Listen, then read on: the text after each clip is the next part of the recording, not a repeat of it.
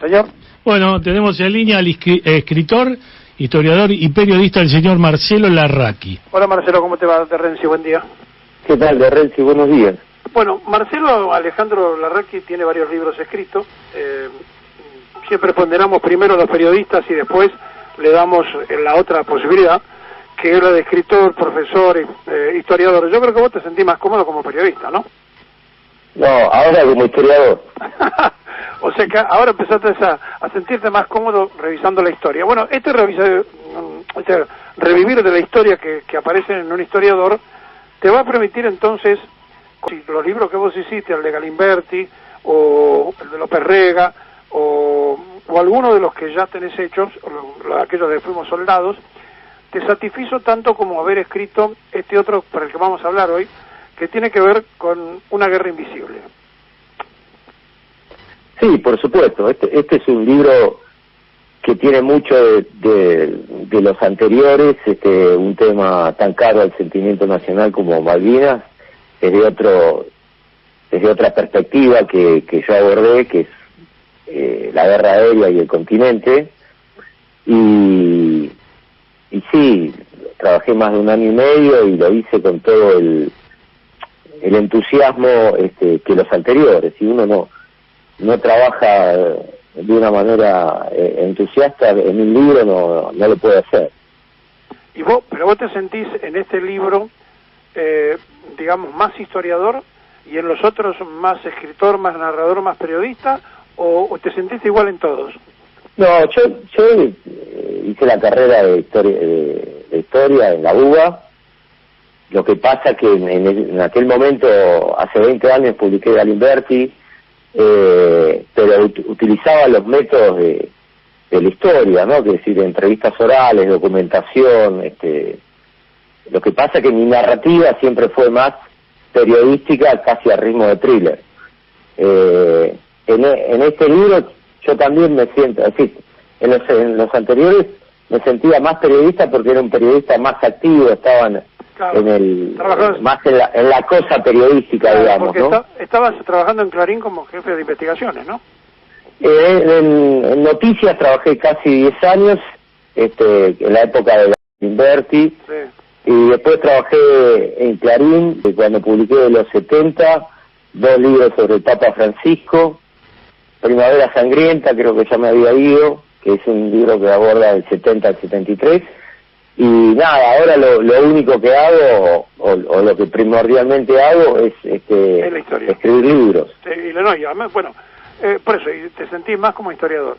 Decime... desde el abordaje como historiador y desde la escritura como un narrador. Está bien. Ahora, déjame que siga pensando que el instinto periodístico te lleva a una investigación que a lo mejor un historiador no la tendría, a lo mejor el historiador repasaría otras cosas, y el estilo de un periodista siempre es un poco menos convencional, o sea, no guarda una métrica como el escritor o no guarda una métrica como el historiador, sino que tiene otras cosas. Vos sabés que el quién, el cuándo, el cómo, el dónde, el por qué tiene que estar respondiéndose en el libro, y lo haces naturalmente, sin darte cuenta. En eso estoy plenamente de acuerdo, porque el instinto me hizo ver que acá había una historia, el instinto periodístico. Exactamente.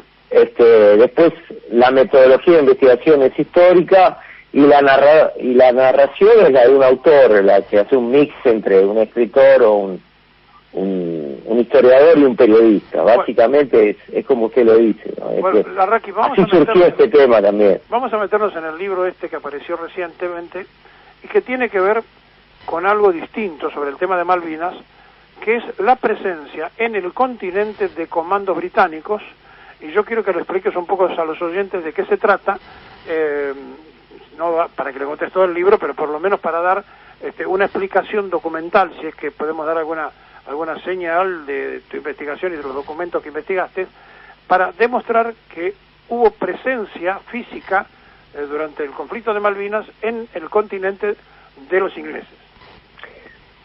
Sí, en dos palabras, yo digo que el continente fue el centro de gravedad de la guerra después del ataque al destructor Sheffield, 4 de mayo hasta fines de mayo. Que la preocupación británica estuvo en el continente porque ahí estaban alojados aviones superestandar que habían hundido ese destructor y que era una tecnología superior incluso a la que tenía Gran Bretaña, que eran unos aviones que podían lanzar misiles desde 40 kilómetros. Y que la defensa británica prácticamente no los podía recibir, sino cuando ya los tenía, no los podía percibir, sino cuando los tenía encima. Entonces, por una decisión del gabinete de guerra, de Thatcher, se decide el envío de una fuerza especial al continente para atacar, a explorar y atacar la base aérea de Río Grande con muy poca inteligencia, y bueno, y se decide el comando de el envío de ese comando que llega al territorio el 18 de mayo, perdón, en la madrugada. Básicamente esta es la historia que cuenta el libro. Marcelo, perdóname que te corte. Cuando vos decís con poca inteligencia, se está refiriendo al país que más inteligencias en el mundo, con el MI5, el MI6, y vos estás marcando poca inteligencia. Esto significaba que tenían poca información de a dónde iba a ir. Esto es muy importante porque, fíjate vos, hasta dónde llega el comando ese, que según vos mismo estás informando después en el libro, tenía cosas básicas, ¿no? Cuestiones casi del azar que habían encontrado. Sí, un mapa, 1 o 2 mapas. Bueno, por eso yo centro la historia en el Capitán Led. Su nombre aparece por primera vez en un libro. No sé si decir que es una revelación, porque este es un comando secreto.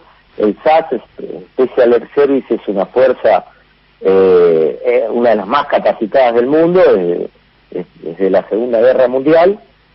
Pero bueno, la guerra era algo imprevisto para Gran Bretaña también. No tenían inteligencia sobre la base, de cómo eran los vientos, de cómo atacar una base militar argentina.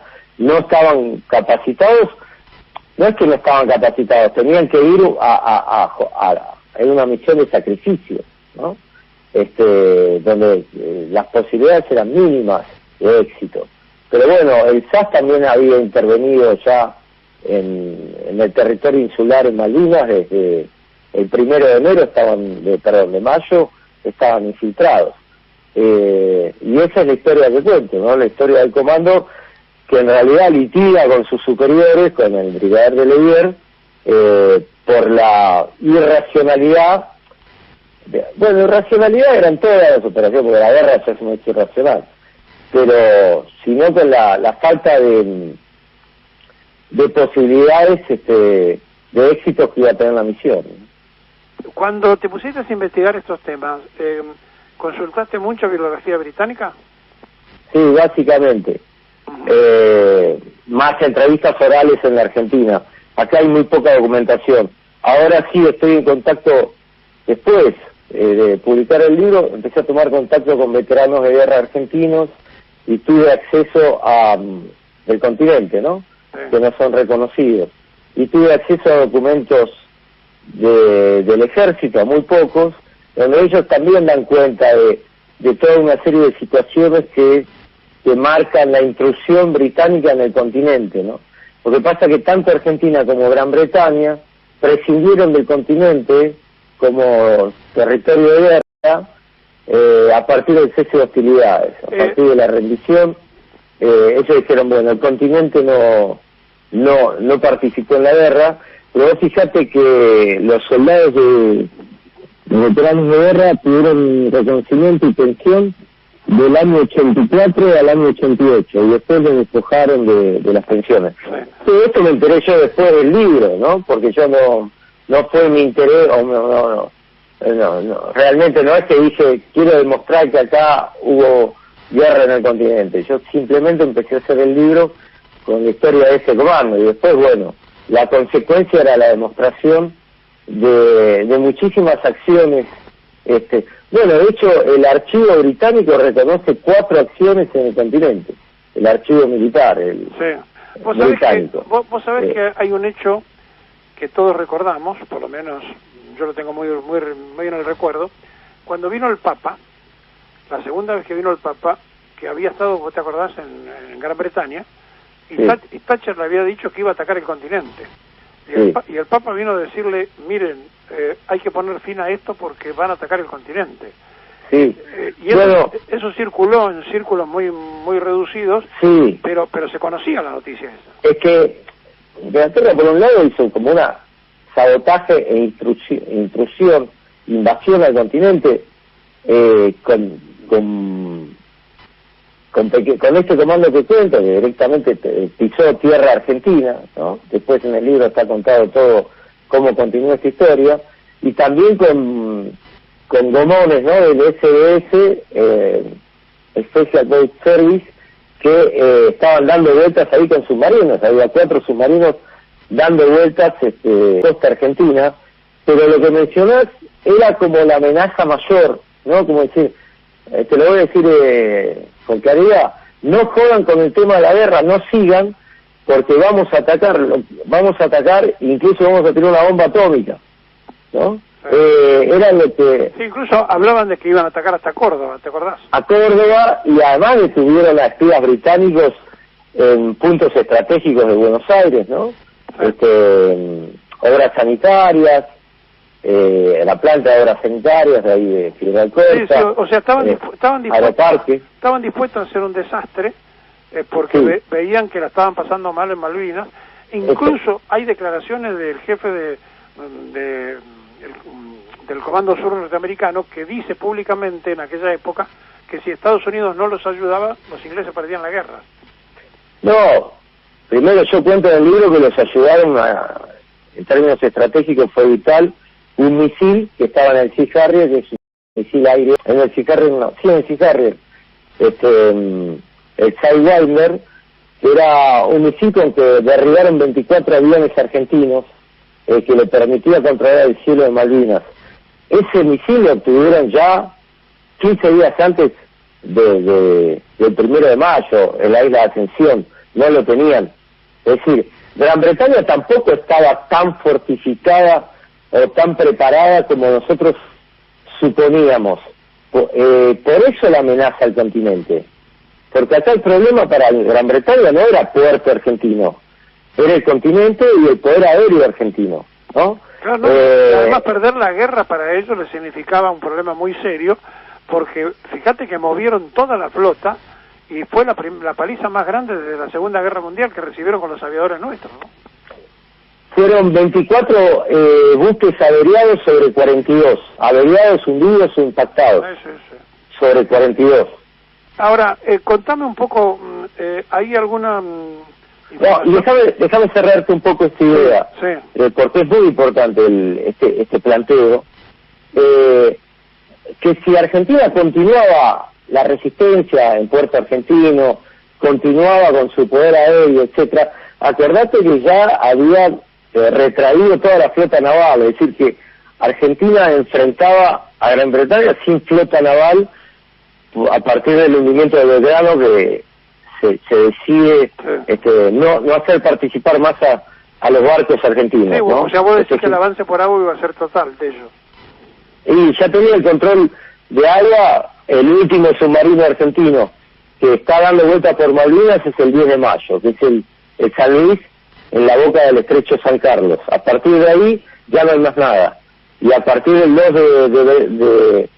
de mayo, el portaaviones 25 de mayo, donde tenía una flota embarcada, del A4Q, deja de circular, digamos, ¿no? Y lo retrotraen al Golfo San Jorge.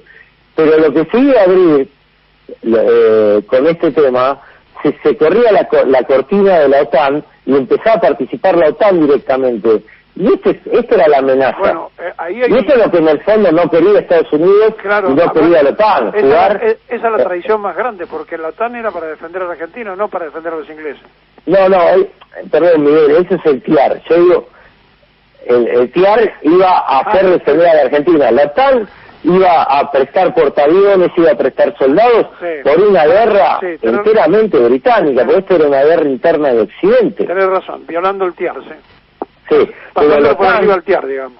Claro, primero que ya desataba el TIAR, porque Estados Unidos no lo iba a poder negar, ¿no? En ataque al continente, ejecutaba el Tratado de Asistencia Recíproca. Pero después la OTAN ya iba a participar de manera plena si Estados Unidos, si veía que Gran Bretaña perdía la guerra, y por esto era la amenaza contra Galtieri, por esto era la bomba atómica, y por esto también y tengo muchos testimonios que empecé a recoger, empiezan a detener espías británicos en Tierra del Fuego y los empiezan a detener y después los sueltan, lo mandan a Montevideo, y Argentina no juega al continente como diciendo, bueno, acá me están atacando el continente y esto, entonces hago una denuncia en la ONU, porque ahí la cosa iba muchísimo más grave. Hay una detención que ellos mencionan, no me acuerdo exactamente el día ahora, que menciona el ejército, de unos comandos británicos en Río Gallegos, que salen en los diarios. Yo tengo un artículo, ponele, de Arturo Pérez Reverte, que era corresponsal en ese momento, que recibe información del ejército y dice, bueno, el ejército dice que detuvo a 7 espías británicos. Y eso queda ahí en la nebulosa, ¿no? Todavía no sabemos si eso es cierto o no, pero que había comandos británicos en el continente, en Chile. La frontera con Chile era muy laxa. Había una estancia llamada el Cóndor, donde vos entrabas y salías de Chile a la Argentina en territorio y por Tierra del Fuego, sin ningún control migratorio. Bueno, te iba a preguntar justamente si el libro cuenta algo de Chile y si cuenta algo de los aviones que le ponían la escarapela chilena y eran británicos y venían de la isla Ascensión, ¿no? De la isla de Pascua, de la isla Ascensión a la isla de Pascua, y salían de la isla de Pascua. Sí. No, de la isla San Félix, que era a 900 kilómetros de la costa chilena, en el Pacífico, donde directamente hay un capítulo que habla de la prestación del servicio chileno, que fue vital para la guerra. Mirá, hay 2 momentos de la guerra que son vitales y que muestran la debilidad británica y la conmoción que le genera el Super Étendard. Que yo hablé con todos los pilotos que impactaron, que lanzaron misiles del Super Étendard en la investigación. Ahí sí que es al periodista o al historiador de entrevistas orales, ¿no?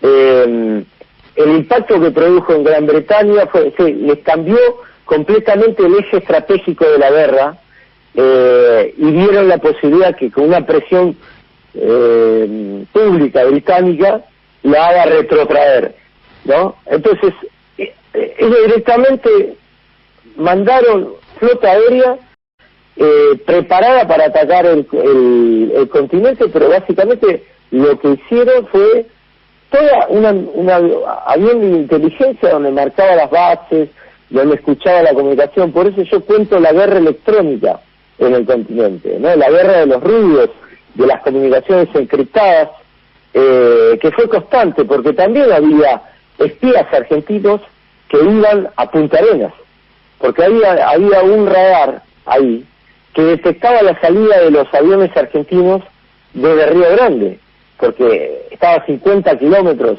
y el radar tenía un acceso mucho más que esa distancia. Y ahí directamente había un agente de inteligencia que se llamaba Edwards, que pasaba la información al comando de la Fuerza de Tareas en Norwood, ¿no? Por información satelital, y eso iba a la flota, es decir, y ahí ya sabían que partía un avión argentino, porque el avión argentino de Río Grande a Malvinas tardaba 1 hora. Entonces los buques británicos ya tenían esa información y se la mencionaban a los Sea Harrier que estaban patrullando el aire. Acordate cuando Pinochet estuvo preso en Inglaterra, que Margaret Thatcher dijo: de ninguna manera puede estar detenido alguien que cumplió con Inglaterra, con Gran Bretaña, de una forma como nadie lo había hecho. Y Pinochet estaba detenido, ¿te acordás?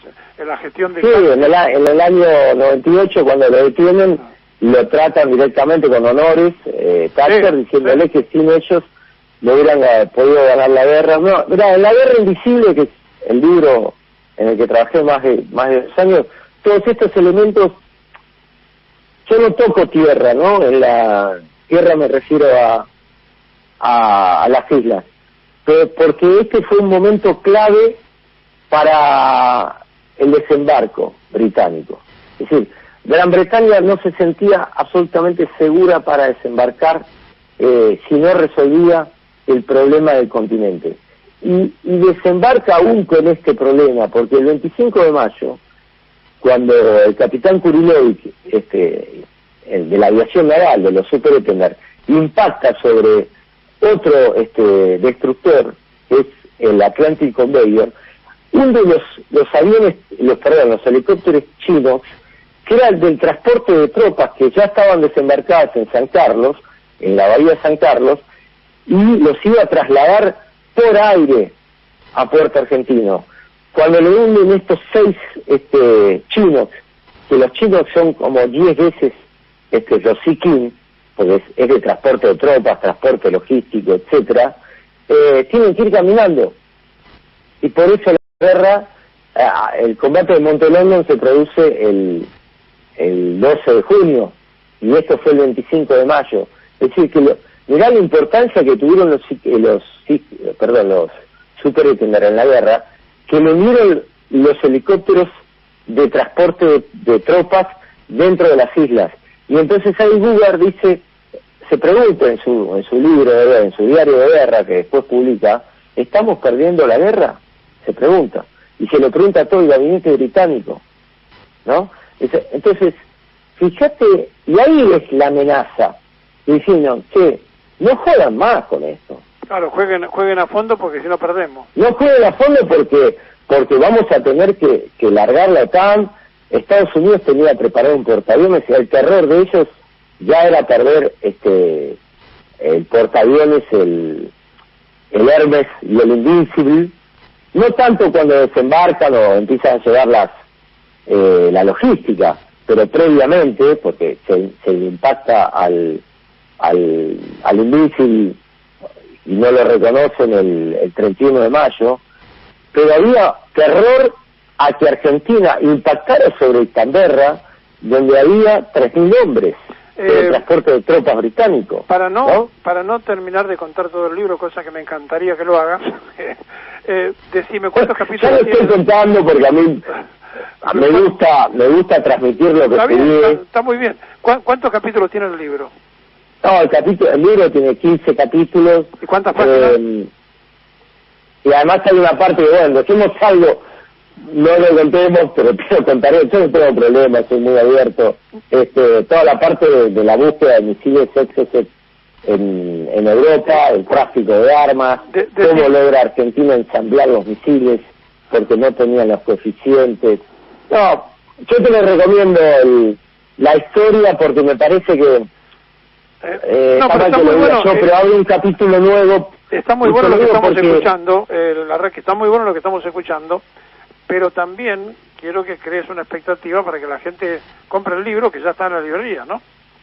Sí, el libro se llama La Guerra Invisible, lo pueden comprar en ebook y está en las librerías, pero yo no quiero ser mezquino con el público o con los potenciales lectores, ¿no?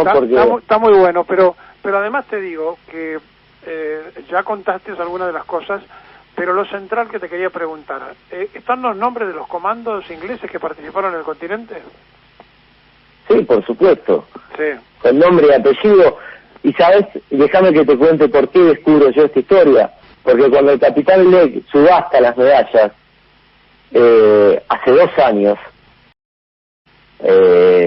yo entré al sitio de subastas para ver todo el listado de todo lo que subastaba, porque subastaba el uniforme, el gorro, y otras cosas más, de la hombrera, etcétera.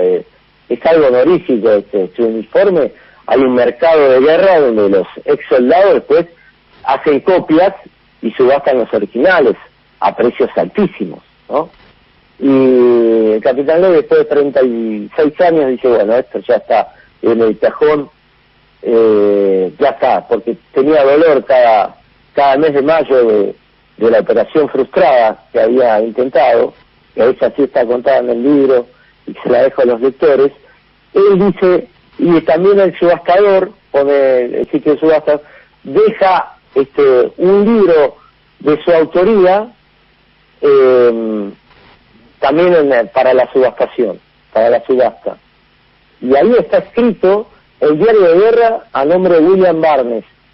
Y yo lo busqué en una tienda electrónica, lo compré a $1.50, donde está contado esto que te estoy transmitiendo, es decir, es una fuente de primera mano, y es la primera vez que surge y es utilizada en un libro, en una bibliografía. Bueno, ahí sí aparece tu instinto de investigador histórico, ¿ves? Porque claro, empezaste a recorrer otras cosas que de pronto uno no lo tiene muy presente. Vos dijiste, bueno, ¿dónde puedo encontrar argumentos históricos? Vamos a buscar archivos de ellos.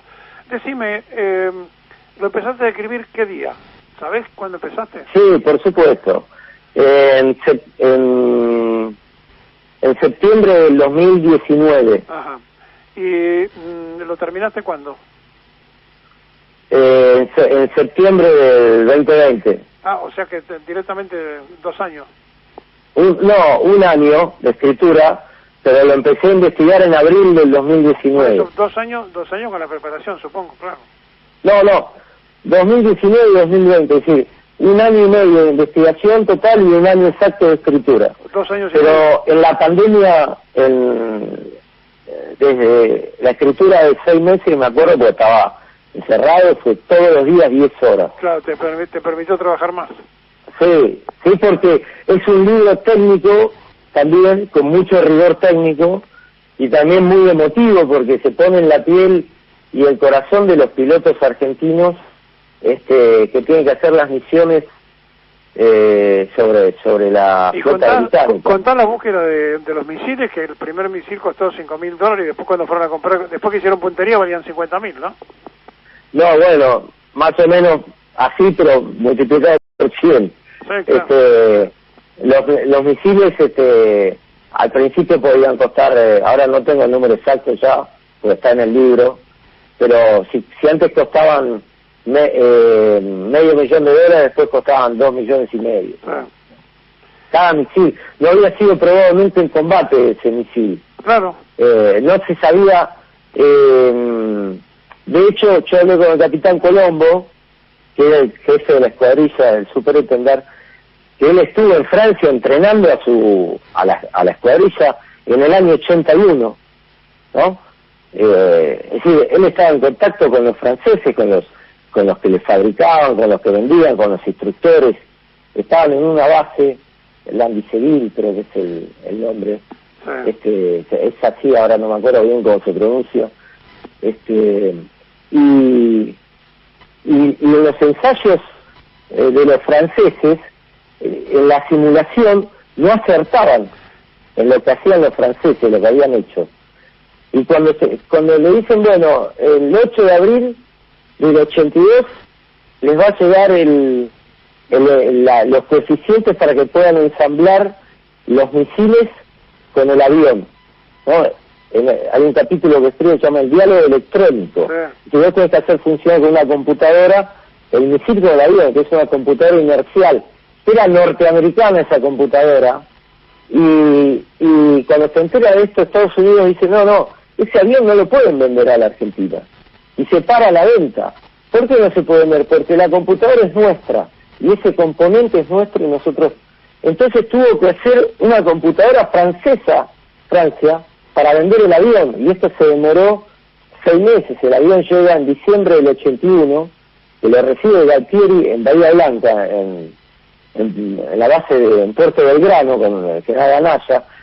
Galtieri todavía no había asumido, ¿no? El 9 de diciembre, del 81, él creo que asume el 12, y se desata el desembarco argentino el 2 de abril. Esa misión francesa nunca viene, por eso yo cuento la inteligencia argentina para conseguir los coeficientes y lo puedan ensamblar.